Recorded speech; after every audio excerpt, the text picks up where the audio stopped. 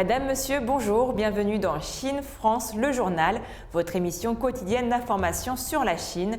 Sans transition, voici les titres de l'actualité. Suite à une visite de parlementaires américains à Taïwan, la Chine réitère sa ferme opposition aux échanges officiels et aux contacts militaires entre les États-Unis et Taïwan. La 4e CIIE s'achève avec de nouvelles perspectives. Alors qu'elle vient de s'achever, 150 000 m² d'espace d'exposition ont déjà été réservés pour l'édition de l'année prochaine. Le satellite martien de la Chine, lancé le 23 juillet 2020 et dont le rover Zhulong s'est posé sur la planète le 15 mai, a commencé ses relevés de télédétection. Chaque année, Forbes Chine publie son top 10 des PDG chinois. Découvrons à la fin de ce journal le classement de cette année. Des parlementaires américains seraient arrivés à Taïwan à bord d'un avion militaire. La Chine a vivement condamné mercredi 10 novembre cette visite qui constitue une violation du principe d'une seule Chine. Pékin a dénoncé un geste risqué et provocateur voué à l'échec. Une porte-parole de la partie continentale de la Chine a déclaré mercredi 10 novembre que la partie continentale s'opposait fermement à toute forme d'échange officiel et de contact militaire entre les États-Unis et la région chinoise de Taïwan. Fu Zhenliang, porte-parole du Bureau des affaires de Taïwan du Conseil des affaires d'État, a fait ces remarques en réponse aux informations selon lesquelles un groupe de membres du Congrès américain, dont le sénateur John Cornyn, était arrivé à Taïwan à bord d'un avion militaire et prévoyait de rencontrer Tsai Ing-wen, exhortant certains membres du Congrès américain à respecter le principe d'une seule Chine et les dispositions pertinentes des 3 communiqués conjoints sino-américains.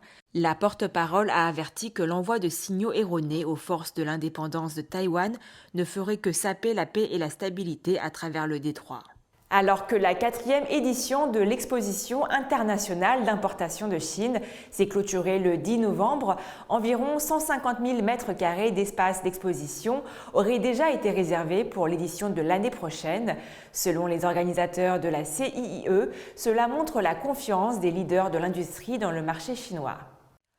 Sun Chonghai, directeur adjoint du bureau de la CIIE, a déclaré lors d'une conférence de presse que les entreprises avaient réservé des stands pour l'exposition de l'année prochaine à un rythme plus rapide qu'en 2021. La surface d'exposition de cette année avait atteint un record de 366 000 m², en hausse de 6 000 m² par rapport à l'édition de 2020. À cause du Covid-19, la valeur des accords conclus lors de la CIIE de cette année était de 70,72 milliards de dollars, en baisse de 2,6% en glissement annuel, a fait savoir M. Sun. Cependant, 422 nouveaux produits, technologies et services ont été lancés lors de l'événement, un nouveau record a-t-il indiqué. Les équipements médicaux et les produits de santé représentaient la majorité des nouveaux produits. Léon Wang, vice-président exécutif de la société biopharmaceutique AstraZeneca, a avancé que l'énorme capacité d'innovation de la Chine avait été démontrée lors de l'exposition. Non seulement des technologies et des produits de pointe sont introduits en Chine via l'exposition, mais l'innovation est encouragée dans le pays, a-t-il noté. La neutralité carbone et le développement vert étaient un thème majeur du salon cette année et le prestataire de services EY y a lancé un outil de gestion du carbone. Cet outil peut aider les entreprises à se tenir au courant des prix du carbone et des tendances pour atteindre la neutralité carbone, ainsi que les aider à adapter différentes voies vers le développement vert. Les biens de consommation ont couvert 90 000 m² de l'espace d'exposition cette année, soit la plus grande zone de produits. Les plus grandes marques de beauté au monde, telles que Coty, ainsi que les géants de la mode LVMH, Richemont et Kering, étaient tous présents à l'exposition. Au total, 281 entreprises du Fortune 500 et leaders d'industrie ont participé à l'exposition de cette année, dont 40 qui rejoignaient la CIIE pour la première fois et 120 qui y participaient pour la 4e année consécutive. Le premier satellite martien chinois, l'orbiteur de la mission Tianwen-1, a commencé à effectuer des relevés de télédétection de la planète rouge, a annoncé lundi l'administration spatiale nationale chinoise. L'administration spatiale nationale chinoise a déclaré dans un communiqué que l'orbiteur avait effectué lundi sa première manœuvre de vol pour entrer sur une orbite elliptique afin d'effectuer des opérations de télédétection. Voyageant sur une orbite avec son point le plus proche à 265 km de Mars, l'engin fait désormais 3,5 fois le tour de la planète par jour, utilisant ses 7 charges utiles de mission scientifique, dont un spectromètre minéral et une caméra haute résolution, afin de recueillir des informations sur la structure géologique de la planète, les types de sol, les environnements spatiaux et la couche ionisée atmosphérique, ainsi que d'autres éléments cruciaux, a indiqué l'administration spatiale nationale chinoise, ajoutant que le satellite continuerait à relayer les signaux entre le rover Zhulong et les contrôleurs sur Terre. Les concepteurs de l'orbiteur, travaillant à l'Académie de technologie des vols spatiaux de Shanghai, ont déclaré que l'engin avait mardi orbité autour de Mars pendant 271 jours et que son équipement était en bon état. La sonde Tianwen-1, nommée d'après un ancien poème chinois, a été lancée le 23 juillet 2020 depuis le centre de lancement spatial de Wensang dans la province de Henan, devenant ainsi la première mission d'exploration interplanétaire indépendante du pays.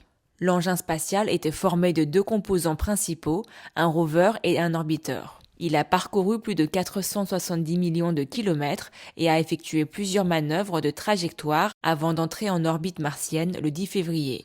Le rover Zhulong s'est posé sur la planète le 15 mai et s'est séparé de sa plateforme d'atterrissage une semaine plus tard.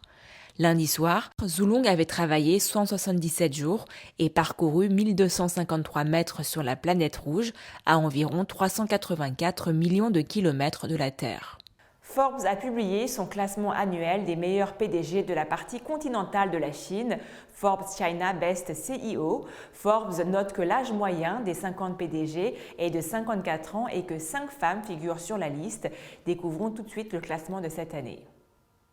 La liste Forbes des meilleurs PDG de Chine a pris en compte la performance boursière, la valeur marchande, les revenus, le bénéfice net, la croissance des bénéfices, le rendement des actifs et le rendement des capitaux propres des entreprises cotées entre 2018 et 2020, les cours des actions étant basés sur les 3 ans avant le 31 mai. Lei Chun, PDG du fabricant chinois de smartphones Xiaomi, est en tête du classement, suivi de Hu Yangzhong de Hikvision, le plus grand fabricant de produits de surveillance au monde, et de Wang Chuanfu de la société de véhicules électriques BYD. À la 4e place, Li Ge, 54 ans, de la société Wuxi Aptech. À la 5e place, Li Zhengguo, 53 ans, de la société Longyi. À la 6e place, Fang Hongbo, 54 ans, de la société Midea. À la 6e place, Ding Xizong, 50 ans, de la société Antasport. À la 8e place, Wang Fenying, 50 ans, de la société Great Wall Motor. À la 9e place, Jiang Runsen, 68 ans, de la société Chongqing Zhifei Biological Products. À la 10e place, Zhou Leicang, 53 ans, de la société Zijing Mining Group. La majorité des PDG répertoriés appartiennent au secteur manufacturier, tandis que le nombre de géants de l'Internet dans le classement a diminué par rapport à l'année précédente. Alors qu'une pénurie de puces plane toujours sur le marché, la valorisation de l'industrie des semi-conducteurs continue de maintenir une tendance à la hausse. Zhao Haichun et Liang Mensong de la société SMIC, le premier fabricant de puces en Chine, figurent dans le top 50, se classant à égalité à la 28e place. Les PDG du secteur médical ont également obtenu d'excellentes performances, obtenant 10 places sur la liste et représentant 20% du total. C'est la fin de votre journal. Merci à tous de l'avoir suivi. Pour vous abonner à la chaîne YouTube de Mandarin TV, il vous suffit de cliquer sur s'abonner en bas à droite de la vidéo. Et pensez également à activer la petite clochette de notification et liker et partager la vidéo.